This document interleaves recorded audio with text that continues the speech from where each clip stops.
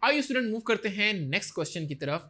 Part number 5 is can fluorine oxidise all the halide ion to free halogen. देखिए students, क्योंकि fluorine की oxidising power सबसे ज्यादा है, यानी फ्लोरीन सबसे ज्यादा रिएक्टिव है, और मैंने चैप्टर में आपको बताया है कि हाईली ऑक्सीडाइजिंग पावर वाले एलिमेंट लो ऑक्सीडाइजिंग पावर वाले यानी हाईली रिएक्टिंग वाले लो रिएक्टिंग वाले को आसानी से डिस्प्लेस कर सकते हैं। सो हम ये कह सकते हैं कि फ्लोरीन बहुत आसानी से बाकी एलिमेंट में से हैलोजन को आसानी से रिप्लेस कर सकता है। फॉर एग्जाम्पल, अगर हम बात करें फ्लोरीन F2 की, तो F2 को अगर हम रिएक्शन करवाएं KCl के साथ, तो आप देखेंगे कि फ्लोरीन क्लोरीन को आसानी से यहाँ पे ऑक्सीडाइज करवा सकता है और हैलोजन को फ्री कर सकता है। तो यानी ये जो हैलोजन है क्लोरीन, ये फ्री होके Cl2 बन जाएगा और Cl की जगह फ्लोराइड आ जाएगा। तो यहाँ पे 2KF आ जाएगा। अगर आप इसको बैलेंस कर लें तो यहाँ पे 2KCl आएगा।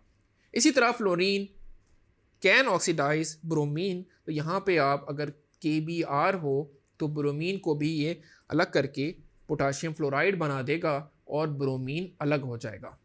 इसी तरह फ्लोरीन आयोडीन को भी अलग कर सकता है पोटाशियम आयोडाइड में से।